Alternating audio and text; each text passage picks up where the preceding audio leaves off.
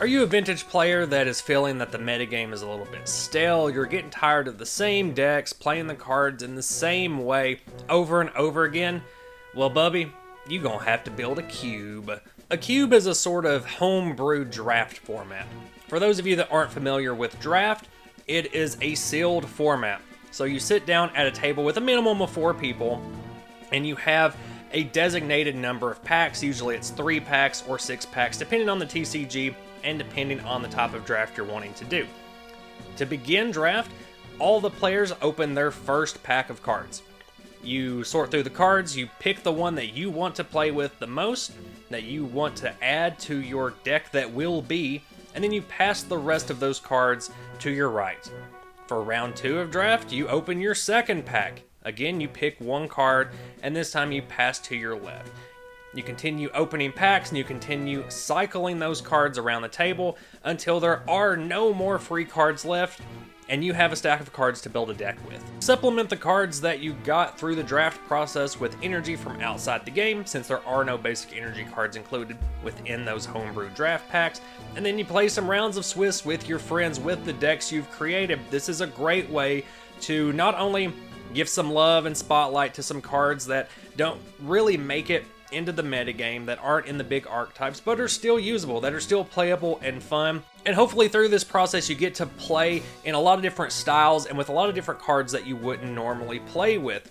And you also get to experience novelty in that every time you draft some new packs, your deck's going to be different, hopefully, and your playstyle is going to be different to match whatever cards you're drafting with. Draft is a popular format just because it tests different sets of skills, not only your knowledge of the cards within that set and your deck building skill, but also your ability to play off the fly and take whatever cards you have available to build something fairly competitive. Of course, no one in their right mind would actually draft with vintage packs. That would be a very expensive table that you are sitting down to. So the alternative is creating your own packs out of vintage bulk. Today we are going to be creating a vintage cube out of base fossil. In order to do that, we are going to be choosing 360 cards of my choice that I would like to be in these homebrewed draft packs. Why 360? Because it's an easily divisible number. So no matter if you're sitting down with 3 players, with 5 players, 6, 8, everyone should be receiving an even number of cards to open and distribute around the table. And with 360 cards, you can kind of do the math and figure out how many packs you're going to be creating and how many cards need to be within those packs in order to maximize the fun of your draft experience. For example, if you're playing with 6 people at your table, that means everyone's going to be receiving 60 cards that you can divide into 4 15-card packs. Or if you're playing with 8 people, that's 45 cards per player that you can split into 3 15-card packs.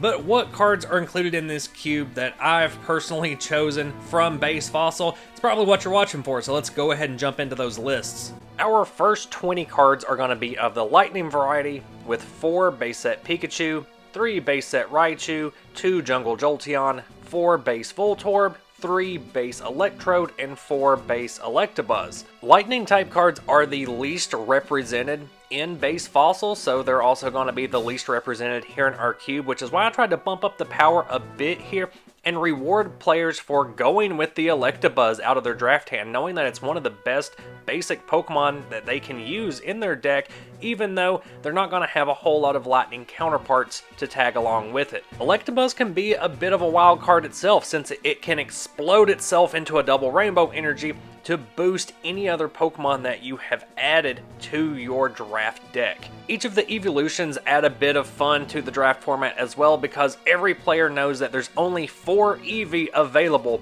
out of the entirety of the 360 cards, and so you have to be very careful in choosing evolutions to put into your deck unless you've already have an Eevee in hand ready to match with any of the evolutions you pull from future packs. Representing the fighting type portion of our cube, we have 4 fossil Geodude, 3 fossil Graveler, and 2 fossil Golem. Also, 4 base set Sandshrew, 3 Sandslash from fossil, 4 copies of base Hitmonchan, 4 copies of Jungle Mankey, 3 Jungle Primeape, and 4 base set Onix, totaling 31 cards. Here we see a pretty fair distribution of basic Pokemon that are very powerful on their own, like Hitmonchan and Onix, as well as Stage 1s in Primeape and Sandslash, and Fighting type's own Stage 2 line with that Fossil Golem. In the Fire typing, we have 4 Charmander and 3 Charmeleon from base, 4 Ponyta from base, 3 Rapidash from jungle, 2 Flareon from jungle, 4 Vulpix and 3 Ninetales from base, 4 Growlithe and 3 Arcanine from base, and then 4 Magmar from Fossil. Here in the Fire type, we have some powerful Stage 1s that mostly have the downside of discarding energy, which if you're not building a deck specifically around these Pokemon, that can be a major downside since you are having to send one of your major resources to the discard, with very few options for recycling. Rapidash is definitely a sleeper here since it's much better in draft than constructed. Defensive Pokemon like Rapidash can help you stay in the game for longer and help you get more power set up on the bench. Speaking of defensive powerhouses, we got 4 copies of Magmar in here, one of the most powerful basics in base Fossil, and another evolution that can provide some type coverage. The next 34 cards in our cube come from the Psychic typing, where we have a 4-3-2 line of Ghastly, Haunter, and Gengar, all from Fossil, a 4-3 line of Hypno with the Drowsy Beam from base set and the Hypno Beam from Fossil. We have a 4-3 line of Fossil, Slowpoke, and Slowbro, and then we round out the Psychic typing with some big basics with Jinx from base set, Mewtwo from base set, and Mr. Mime from jungle. Psychic type is going to be your best friend if you're looking to just draft a big basic style deck. Hypno is also going to help out Mewtwo and just stalling out your opponent. But really, you're looking for the heavy hitters that are Jinx, Mewtwo, and Mr. Mime. Admittedly, though, Mr. Mime is not nearly as good in draft as it is in constructed, but it can still become a major threat in the same way that Jinx can, since they share the Meditate attack. If you're going the route of big basics, Ghastly can fit right in there too, without even needing to evolve up into Haunter or Gengar, just because Lick is such a great attack to have on a 50 HP Pokemon. For grass types, we're looking at Execute and Executor from jungle, 4-3 line of those, and then from base set we have a 4-3-2 line of Nidoran Male, Nidorino, and Nidoking. 4 copies of Jungle Scyther, which is going to be an easy slot in for most decks since it can attack off of colorless energy and has that very useful free retreat. It's just a little stronger in grass decks so that you can get off a Swords Dance before you use Slash. A 4-3 line of Ekans and Arbok from Fossil, a 4-3 line of Venonat and Venonat from jungle, and then 4 copies of Pinsir from jungle, which is going to serve as another solid grass type basic. Because grass types were so underpowered in base Fossil, it's hard to work around these and not just consider them filler cards for the overall 360. Probably most notable here is that there's not a Bulbasaur, Ivysaur, or Venusaur to be seen. I just think that base set Nidoking is more deserving of that stage 2 role, since Toxic is way more powerful in draft than it is in constructed, since your switching mechanics are going to be limited. Overall, these grass types are going to take up 38 slots in your card pool. Water type will be representing 36 cards within this cube, with a 4-3-2 line of base set Poliwrath, a 4-3 line of base Dugong, sneaking in 2 Vaporeons there to round out the evolution trio, a 4-3 line of Fossil Kingler, 4 copies of Fossil Lapras, and then a 4-3 line of base set Gyarados. Those familiar with base Fossil will notice that there is a lot of power here in these stage 1s, and you know that whenever I'm drafting cube, I'm scooping up every Dugong, Kingler, and Gyarados that I can get into my hand. Unlike the powerful stage 1 fire types that we mentioned earlier, the powerful stage 1 water types don't really have a downside to their attacks other than costing a lot of water energy. Meaning that if you're using them, you're going to have to lean a little heavier into the water energy side of your deck, especially if you're planning on using that Lapras to its full potential. Among the most desirable cards in draft are going to be your normal type Pokemon, just because they are so versatile. They can work in any type of deck and utilize any type of basic energy. So have yourself a gander at all of these splashable stage 1s. Dodrio can be an amazing addition to any deck that you slot it into.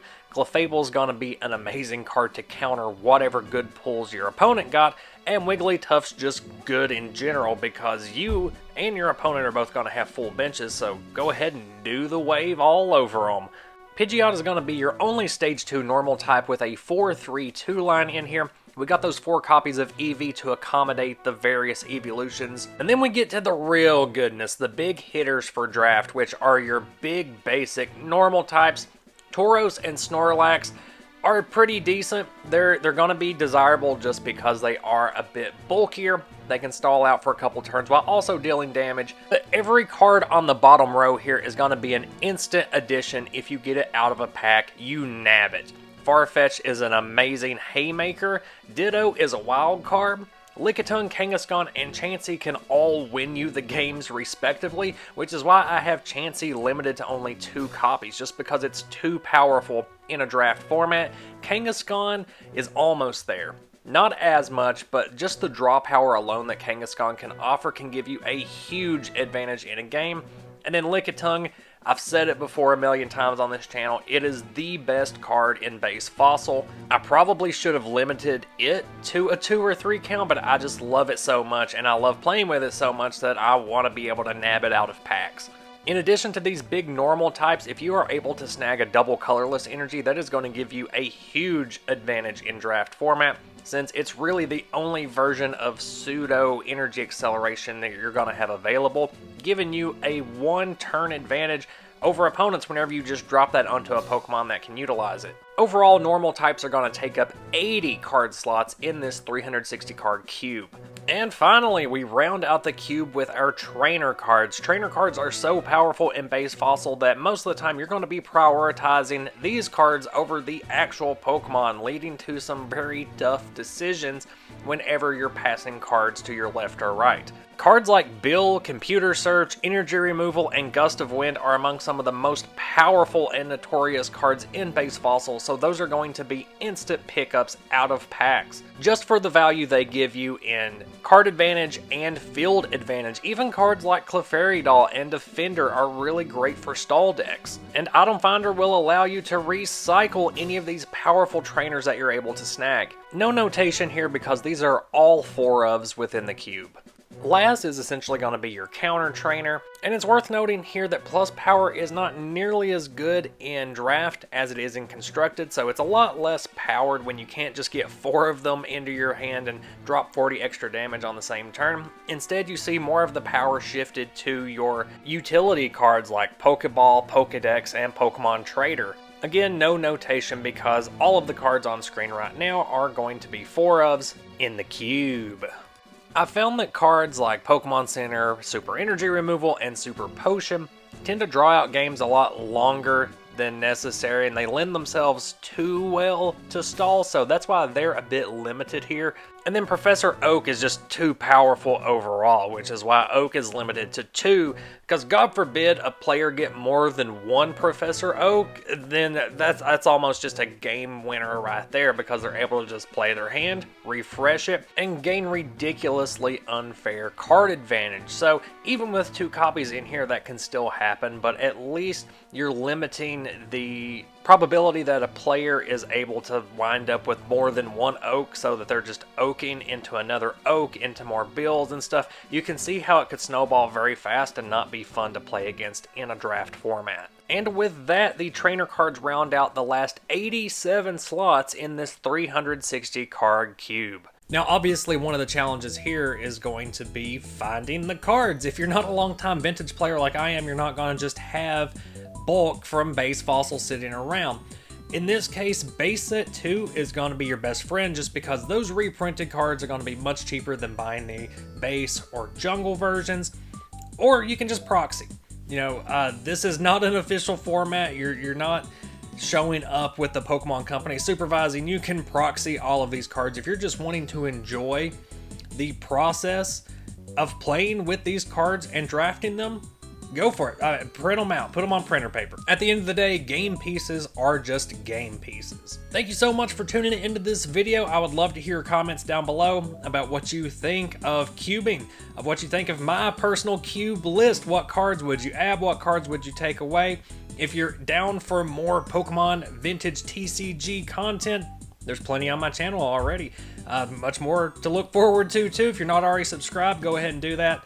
Likes, comments, shares, all of that really helps the channel and helps motivate me to keep doing this. Can't wait to hear back from you guys. I'll see you all next video. Bye.